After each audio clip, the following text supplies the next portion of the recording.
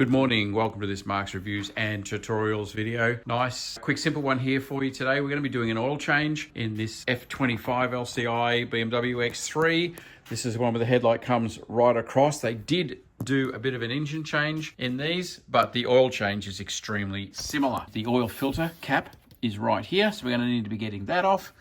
And where we tip the oil back in is there, and where we take the oil out is underneath, under a pan and underneath. Not complicated. We're going to change the filter. We're going to change the oil. I'll put some links to some oil and filters.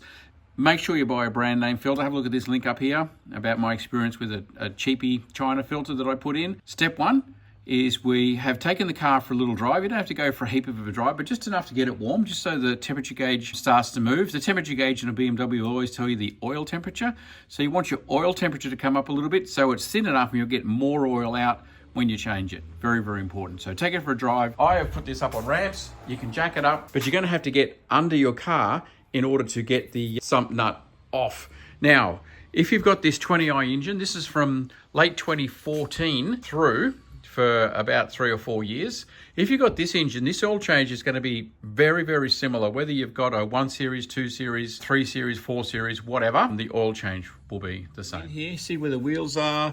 There's this little flap right here with the 2 screws on the back of it.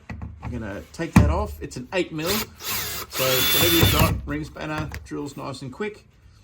Take those 2 8mm out, and that will reveal the sump plug underneath. And good old BMW, like the wheel nuts are 17mm, the sump plug is always 17mm as well. So grab your 17mm spanner. See, right there is the sump plug. Okay, so now we're going to take the oil filter cap off. This is plastic cap here. Now, different barrel union spanners.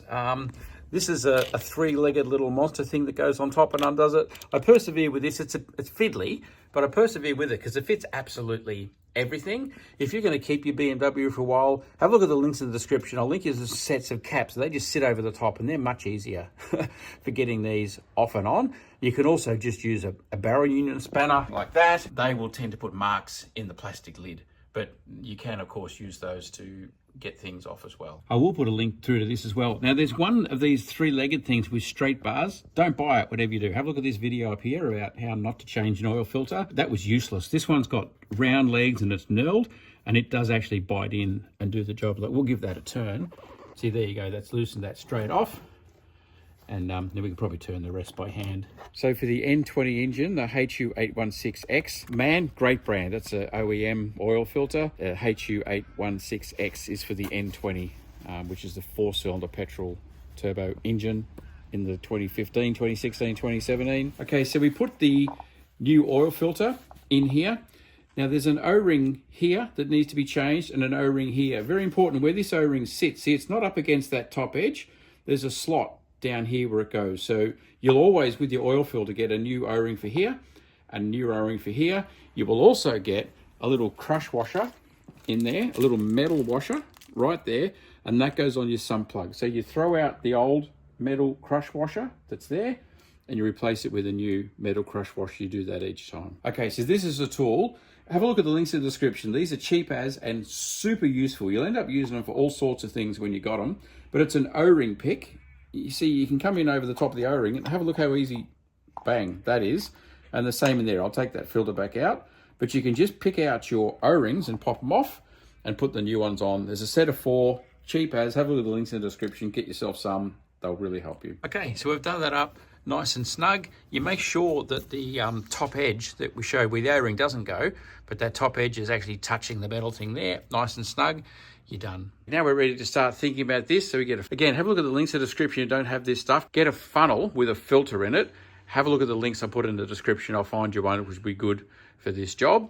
You've got to make sure the oil going in there's got no muck. Very, very important. So we'll get ready for that. Obviously, we've got to put the sump plug in first, but we give that the maximum time. Now, what oil? Really important.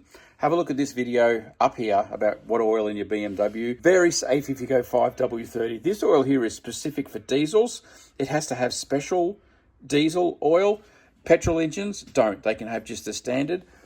Full synthetic, absolutely 5W30, most instances that's going to be exactly what you need. If you're in really cold conditions, you can go for a 0W30. If you're in really hot conditions, I'd still go with a 5W30 because that's the best oil for BMWs. Have a look at that video up there. I talk about how the mechanics explained it to me. Because of the Vanos, because of all the systems in it, you got to have thin oil. So we screw the sun plug back in, and it's very important you don't over tighten this. Do it back up with your fingers so you're not cross threading it.